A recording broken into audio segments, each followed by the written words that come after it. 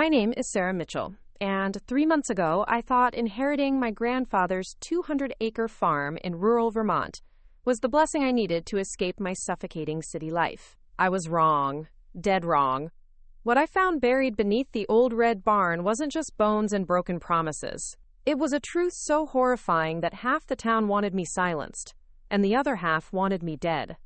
By the time I called the state police, I had already uncovered 17 small graves, each one representing a child who had vanished without a trace over the past 40 years.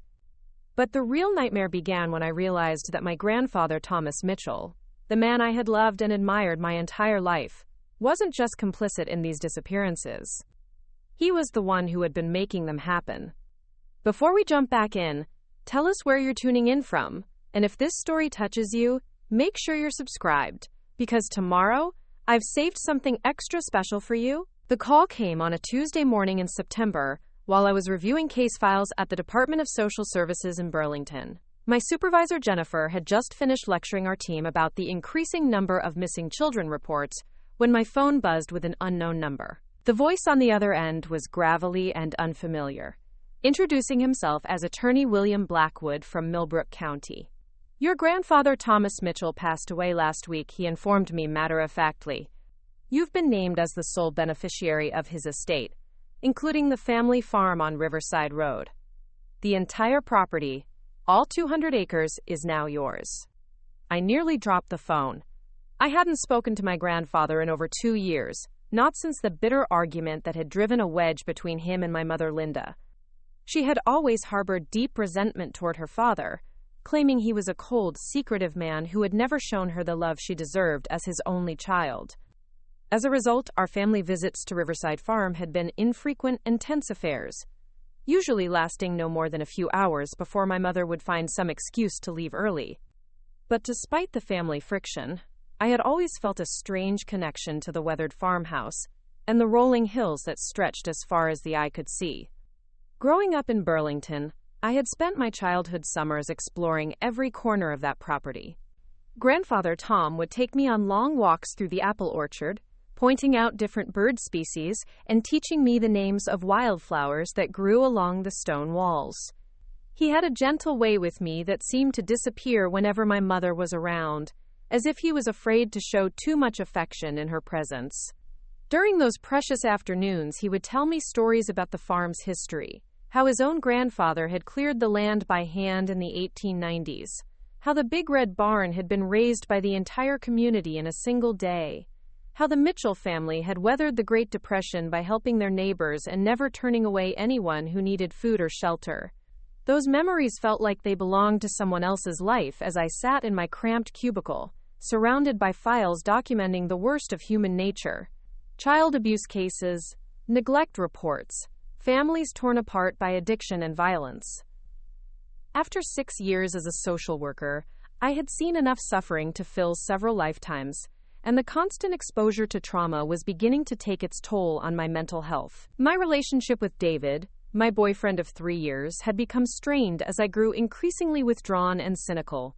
He had been suggesting for months that I needed a change, maybe a break from the intensity of social work, but I had always resisted the idea of leaving a job where I felt needed, even if it was slowly destroying me from the inside. The inheritance changed everything. Attorney Blackwood explained that my grandfather had left a modest amount of cash along with the farm, enough to cover property taxes and basic living expenses for at least a year. He had also left a letter specifically for me, sealed and marked with instructions that it should only be opened after I had spent at least one night in the farmhouse.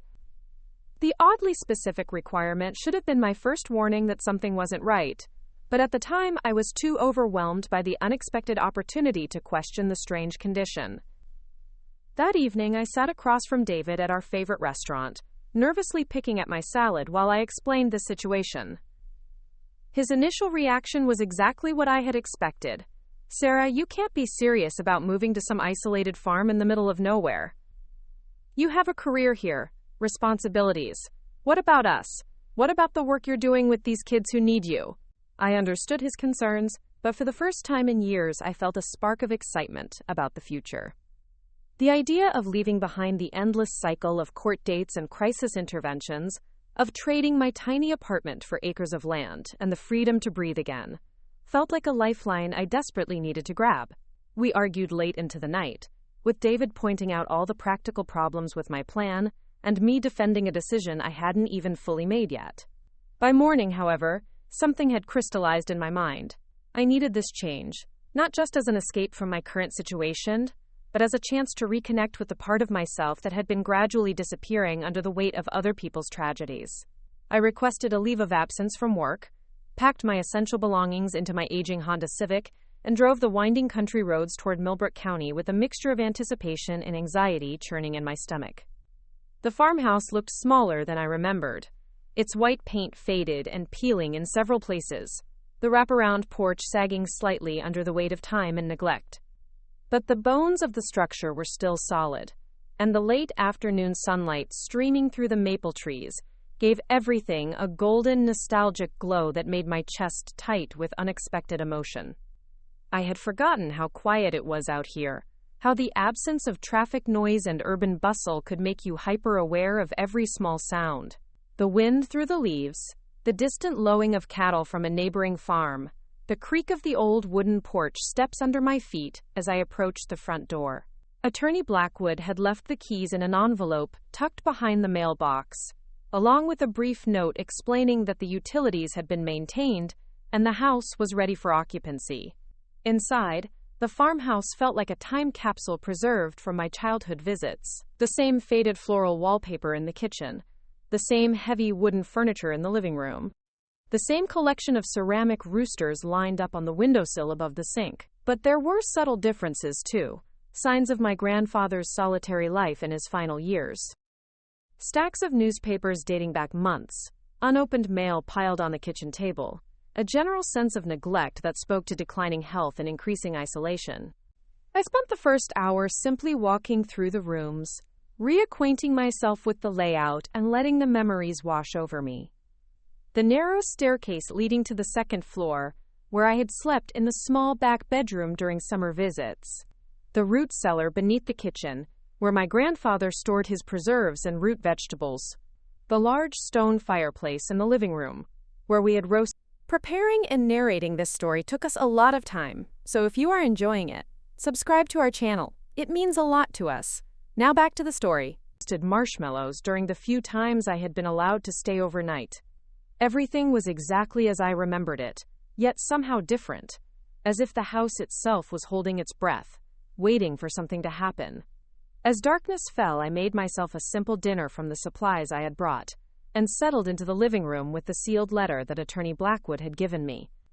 The envelope was thick and heavy, my name written across the front in my grandfather's careful handwriting. Inside, I found several pages covered with his distinctive script, the letters slightly shaky but still legible.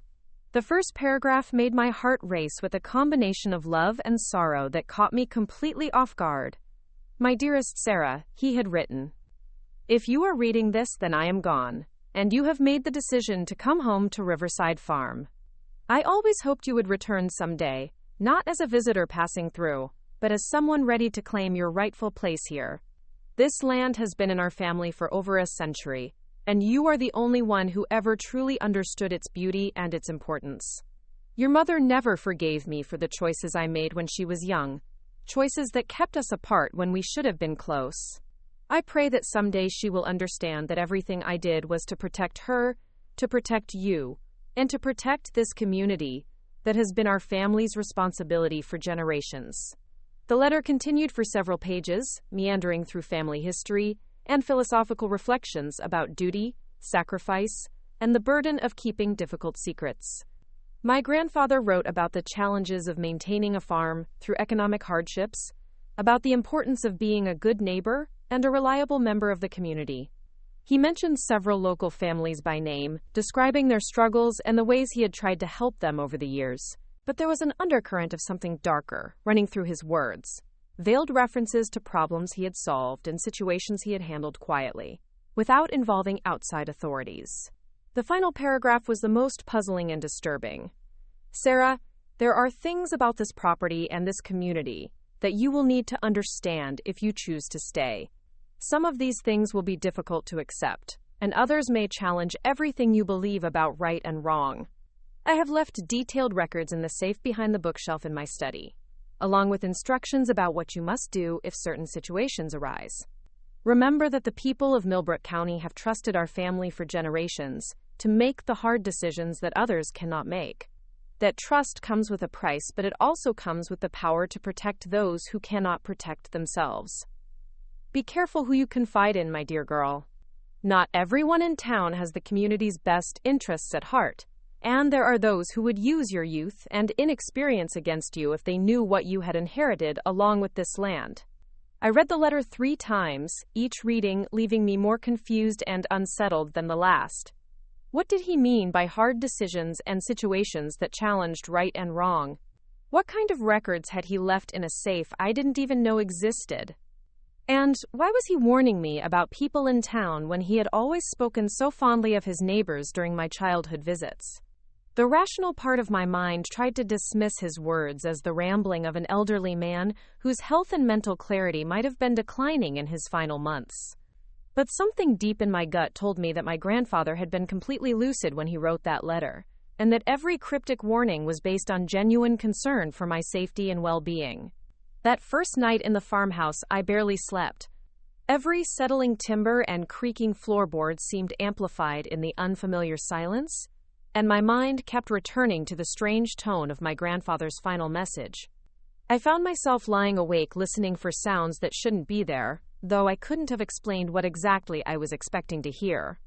When morning finally came, I was exhausted, but determined to find the safe he had mentioned and discover what secrets he thought were so important that he had to hide them from the world. The study was a small room off the main hallway that had served as my grandfather's office and record-keeping space.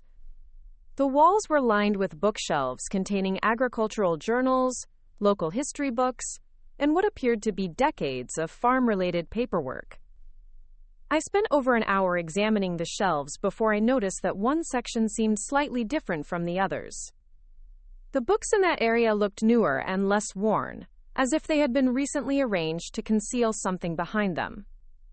When I pulled them aside, I found a small wall safe with a combination lock, exactly as my grandfather had described. It took me another hour to locate the combination, which he had written on a piece of paper tucked inside his old family Bible. The safe opened with a soft click, revealing a collection of items that made my hands shake as I lifted them out one by one. There were thick manila folders filled with newspaper clippings, official-looking documents, and what appeared to be detailed notes in my grandfather's handwriting. There were also several Polaroid photographs that made my stomach lurch with revulsion and confusion.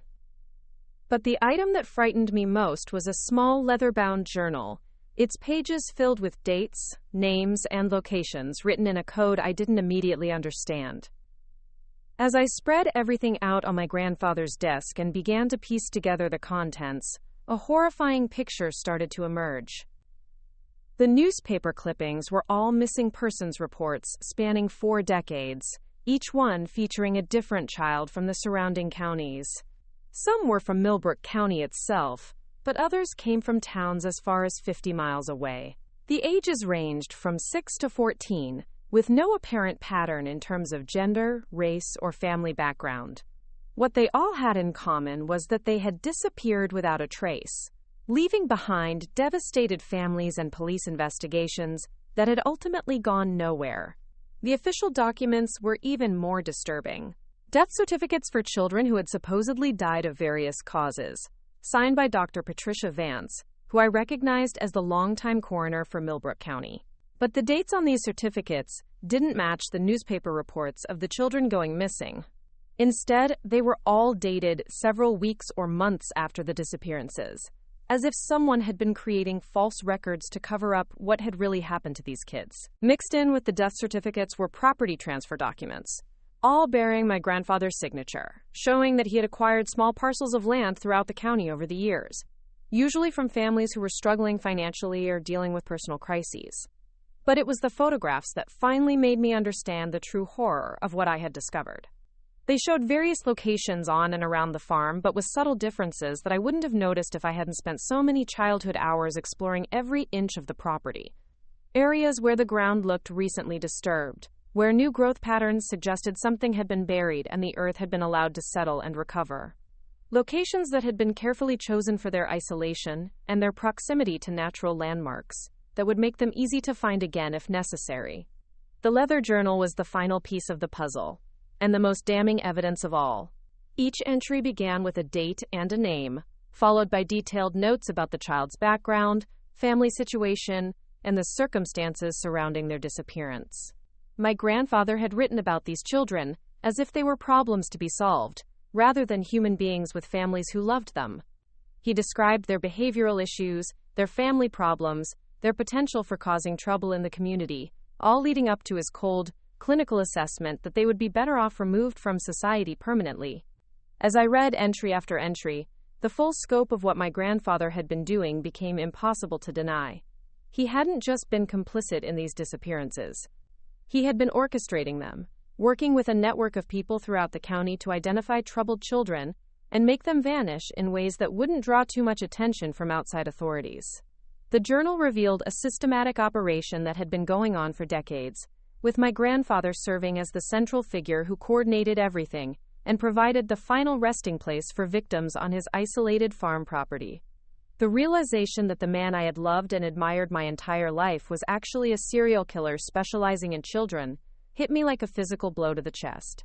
I spent the rest of that morning vomiting into the farmhouse toilet, my body rejecting not just my breakfast but the entire foundation of my understanding about my family and my own identity. How could I have been so wrong about someone? How could I have missed the signs during all those childhood visits? And most terrifying of all, what did this discovery mean about my own character and the darkness that might be lurking in my own genetic code?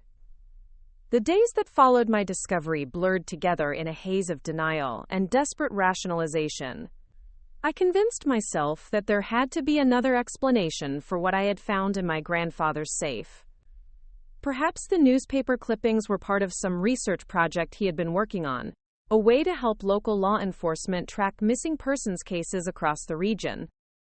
Maybe the photographs showing disturbed earth were documentation of legitimate farm activities, drainage projects, or septic system installations that had required extensive digging. The death certificates could have been part of his volunteer work with the county coroner's office, helping to process paperwork for families who couldn't afford proper funeral arrangements. But even as I constructed these elaborate alternative theories, a part of me knew I was lying to myself. The leather journal was too detailed, too systematic, too coldly calculating to be anything other than what it appeared to be. The handwriting was unmistakably my grandfather's, and the dates corresponded too perfectly with the newspaper reports for the connection to be coincidental. Still, I wasn't ready to accept that the gentle man who had taught me to identify bird calls and shown me how to milk cows was capable of the monstrous acts documented in those pages. I decided to focus on settling into life at the farm while I figured out what to do with the disturbing information I had uncovered. The physical work of cleaning and organizing the farmhouse provided a welcome distraction from the psychological turmoil that threatened to overwhelm me whenever I allowed my mind to dwell on the contents of that safe. I spent long hours scrubbing floors, washing windows, and sorting through decades of accumulated possessions, trying to restore some sense of normalcy to a situation that felt increasingly surreal. It was during this process of cleaning and organizing that I began to notice other strange details about the property that I had overlooked during my childhood visits. The barn, which had always seemed like a magical playground filled with hay bales and farming equipment, revealed subtle inconsistencies upon closer adult examination. Certain areas of the floor appeared to be newer than others, with different types of wood and slightly different spacing between the boards. There were also sections where the original stone foundation had been modified or replaced, creating irregularities that served no apparent functional purpose. The most unsettling discovery came when I was cleaning out the hayloft and found a collection of children's belongings hidden beneath a pile of old horse blankets. There were toys, clothing, and personal items that clearly didn't belong to anyone in our family. A pink backpack with butterfly stickers, a pair of small sneakers that looked barely worn, a stuffed elephant that still smelled faintly of baby shampoo despite years of storage in the dusty loft. Each item felt like a physical representation of a life cut short, a childhood that had been stolen and hidden away like unwanted evidence. I sat in that loft holding the stuffed elephant and finally allowed myself to cry for the first time since finding my grandfather's journal. Not just for the unknown children whose belongings I was discovering, but for the loss of my own innocence and the collapse of everything I had believed about my family history. The man I had mourned as a beloved grandfather was a predator who had used his position of trust and respect in the community to prey on vulnerable children. The farm I had inherited as a blessing was actually a crime scene that had been maintained and hidden for decades. The weight of this knowledge became unbearable as I realized that I was now complicit in the cover-up simply by virtue of possessing the evidence and not immediately reporting it to authorities. Every day that I delayed calling the police made me more of an accessory after the fact, more responsible for perpetuating the injustice that had been done to these missing children and their families. But I was also terrified of the consequences of coming forward, both for myself and for the innocent people who might be implicated in my grandfather's crimes. My internal struggle was interrupted by the arrival of my first visitor since moving to the farm. I was in the kitchen making lunch when I heard a car pulling into the driveway, followed by the sound of heavy footsteps on the front porch. Through the window, I could see a middle-aged man in a sheriff's uniform, his hat pulled low over his eyes and his expression unreadable. My heart began racing as I wondered if somehow my discovery had already been reported, if someone had been watching the farm and noticed my suspicious behavior. Sheriff Jim Bradley introduced himself with a firm handshake and a smile that didn't quite reach his eyes. He explained that he had been friends with my grandfather for over 30 years and wanted to check on me during my transition to rural life. His manner was friendly and professional, but there was something in his tone that suggested his visit wasn't entirely motivated by neighborly concern. He asked detailed questions about how I was settling in, whether I had found everything in order, and if I had discovered anything unusual while cleaning out the house. The way he phrased that last question sent chills down my spine. There was an edge to his voice that suggested he was fishing for specific information, as if he knew exactly what I might have found and was trying to determine whether I had actually discovered it. I managed to keep my voice steady, as I assured him that everything seemed perfectly normal, just the typical accumulation of possessions that comes with decades of living in the same place. But I could see him studying my face carefully, looking for signs of deception or nervous behavior that might indicate I was hiding something. Sheriff Bradley's visit lasted nearly an hour, during which he regaled me with stories about my grandfather's contributions to the community and his reputation as a man who could be counted on to help solve problems when official channels proved inadequate. He spoke with particular admiration about my grandfather's work with troubled youth, describing him as someone who had an unusual gift for reaching kids that others had given up on. The irony of this description was so bitter that I had to excuse myself to get a glass of water to avoid showing my reaction. As the sheriff was preparing to leave, he made a comment that confirmed my worst suspicions about the true purpose of his visit. He mentioned that my grandfather had always been very careful about maintaining the privacy and security of the farm, particularly the more remote areas of the property where he kept sensitive agricultural records and equipment. He suggested that as the new owner, I would want to continue that tradition of discretion, especially given how easily misunderstandings could arise when outsiders tried to interpret things they didn't fully understand. The message was clear without being explicitly stated. Sheriff Bradley knew about my grandfather's activities, had probably been involved in covering them up for years, and was now warning me to maintain the same secrecy or face serious consequences. The realization that the corruption extended beyond my grandfather to include local law enforcement made my situation infinitely more dangerous and complicated. I couldn't simply call the police to report what I had found, because the police were part of the conspiracy. After the sheriff left, I spent the rest of the day in a state of near panic, jumping at every sound and constantly checking the windows for signs of surveillance. The isolation that had initially felt like a peaceful escape from city life now felt like a trap that left me vulnerable and exposed. I was completely alone on a property that contained evidence of multiple murders, surrounded by people who had been complicit in those crimes and who now saw me as a potential threat to their security. That evening, I called David from the old rotary phone in my grandfather's study, desperate for the comfort of hearing a familiar voice. But our conversation only reinforced how alone I truly was in this situation. When I tried to explain my growing unease about the farm and the people I had encountered, he dismissed my concerns as adjustment anxiety and reminded me that I had always been prone to overthinking situations when I was stressed. He couldn't understand why I was having second thoughts about what he still saw as an incredible opportunity to start fresh in a beautiful location. I wanted to tell him about what I had discovered in the safe, about the sheriff's thinly veiled threats, about the children's belongings hidden in the barn. But I knew that even David, who loved me and wanted to support me, would find the story too incredible to believe. Without physical evidence to show him, my claims would sound like the paranoid delusions of someone who had been living alone in isolation for too long. And if I was wrong about David's reaction, if he decided that I needed professional help, or that the authorities should be contacted, despite my concerns about local corruption, I could be putting both of us in serious danger. The next morning brought another unexpected visitor, this time in the form of Helen Morrison, an elderly woman who lived on the neighboring property. She arrived carrying a casserole dish and wearing the kind of pleasant smile that grandmothers perfect over decades of practice. Her stated purpose was to welcome me to the neighborhood and offer assistance if I needed help with anything related to farm life. But like Sheriff Bradley's visit, there seemed to be a hidden agenda beneath her friendly exterior. Helen had known my grandfather since childhood and spoke about him with genuine affection and respect. She described him as a pillar of the community who had always been willing to help families in crisis, particularly those dealing with children who had gotten into serious trouble.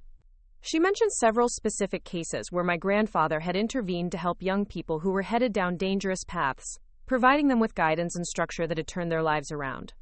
As she spoke, I found myself wondering whether Helen genuinely believed the stories she was telling, or whether she was consciously participating in the same kind of cover-up that Sheriff Bradley had attempted. Her descriptions of my grandfather's work with troubled youth could have been innocent recollections of legitimate mentoring activities, or they could have been carefully constructed euphemisms designed to normalize and justify much darker activities. The ambiguity was maddening, leaving me unable to determine who could be trusted and who might be part of the conspiracy.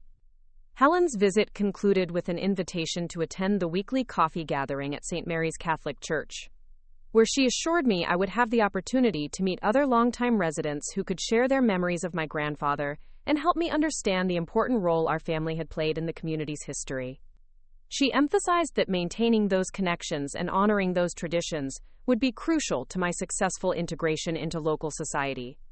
Once again, the message seemed to contain both a genuine offer of friendship and a subtle warning about the importance of conforming to established expectations.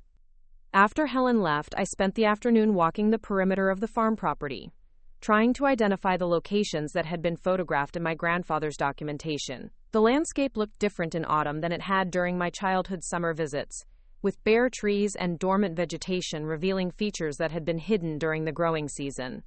I was able to locate several of the sites that appeared in the photographs, recognizing them by distinctive rock formations or unusual tree groupings that served as permanent landmarks. What I found at these locations made my blood run cold. The ground showed clear signs of having been disturbed and allowed to settle over long periods of time. There were subtle depressions that suggested something substantial had been buried beneath the surface, and the vegetation growing in these areas was different from the surrounding plant life, indicating changes in soil composition that were consistent with decomposition. I didn't have the courage to attempt any actual digging, but the circumstantial evidence was overwhelming. Standing in one of these makeshift graveyards as the sun began to set, I finally accepted the full horror of what my grandfather had been doing on this property for decades. These weren't the graves of children who had died of natural causes or accidents. These were the remains of kids who had been murdered and secretly buried to hide the evidence of their deaths. My grandfather hadn't just been documenting these crimes in his journal. He had been the one committing them, using his reputation and connections in the community to identify vulnerable targets and eliminate them without raising suspicion.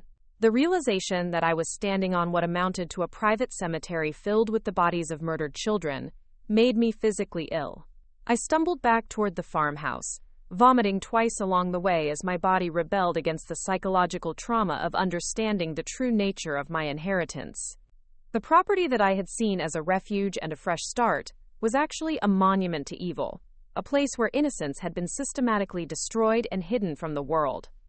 That night, I sat at my grandfather's desk and forced myself to read through more of his journal entries, hoping to find some explanation or context that would make the situation less horrific than it appeared. Instead, I discovered that his activities had been even more extensive and organized than I had initially realized. The journal revealed a network of accomplices that included not just Sheriff Bradley and Dr. Vance, but also social workers, teachers, and other community members who had helped identify potential victims and facilitate their disappearances. My grandfather had presented himself as a solution to the community's problem of dealing with children who were seen as incorrigible or dangerous, parents who were overwhelmed by behavioral issues, social workers who had exhausted all other options, teachers who were afraid of violent or disruptive students. They had all turned to him as someone who could make their problems disappear permanently. He had convinced them that some children were beyond redemption, that the community would be safer and healthier if these troublemakers were quietly removed before they could cause more damage.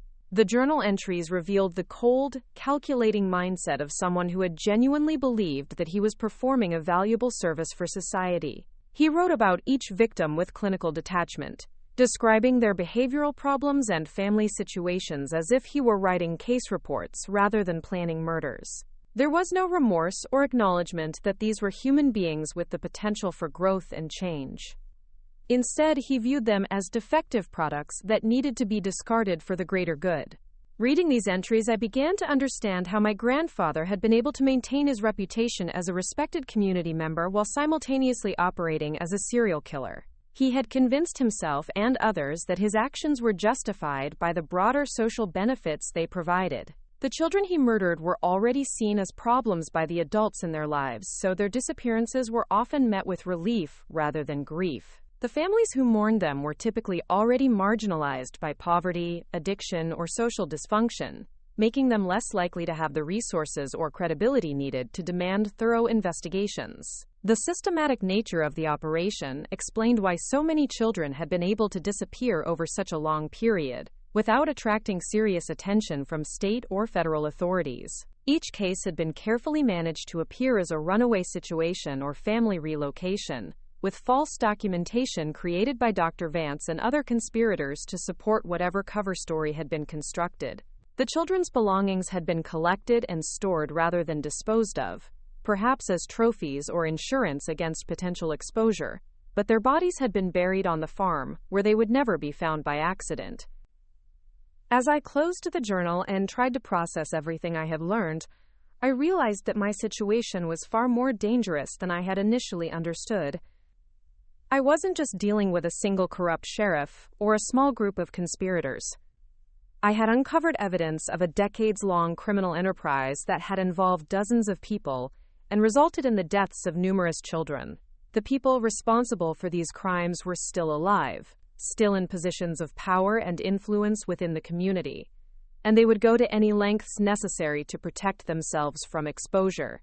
The next few days passed in a blur of anxiety and indecision, as I struggled to determine my next course of action. I knew that I couldn't simply ignore what I had discovered and continue living on the farm as if nothing had happened. The knowledge of what lay buried beneath the property made it impossible for me to find any peace or comfort in the place that had once represented safety and belonging. But I also knew that attempting to expose the conspiracy would put my life in immediate danger, and might not even result in justice for the victims if the corruption extended as far as I suspected. I began making discreet inquiries about how to contact state or federal law enforcement agencies that would be outside the influence of the local conspirators. But I quickly realized that even if I could find honest investigators to handle the case, I would need more concrete evidence than what I currently possessed. The journal and photographs were compelling, but a good defense attorney could potentially argue that they were fabrications, or that they documented something other than what they appeared to show. I would need physical evidence, actual remains that could be scientifically examined and identified, to build a case strong enough to overcome the inevitable denials and cover-up attempts. The prospect of conducting my own excavation of the burial sites was terrifying, but seemed increasingly necessary if I wanted to honor the memory of the murdered children and prevent future victims. I began researching techniques for careful archaeological excavation, hoping to find a way to uncover evidence without destroying its forensic value. I also started making plans for documenting everything I found and ensuring that the evidence would be preserved, even if something happened to me before I could present it to authorities. But as I prepared for what felt like the most important and dangerous mission of my life, I received another visitor who would change everything about my understanding of the situation and my role in resolving it. This time, the person at my door wasn't someone trying to intimidate me into silence or manipulate me into compliance. Instead, it was someone who had been waiting decades for the opportunity to finally expose the truth about what had been happening in Millbrook County, and who saw my arrival at the farm as the catalyst that could finally bring justice to the forgotten victims of my grandfather's crimes. Frank Rivera was a local handyman who had worked on various properties throughout the county for over 20 years. He had maintained a careful facade of ignorance about the disappearances and the community's complicity in covering them up, but he had actually been documenting everything he observed and building his own case against the conspirators. When he learned that Thomas Mitchell's granddaughter had inherited the farm and was asking questions about unusual discoveries, he realized that the time had finally come to act on the evidence he had been quietly gathering for decades. Up next, you've got 2 more standout stories right on your screen. If this one hit the mark, you won't want to pass these up. Just click and check them out.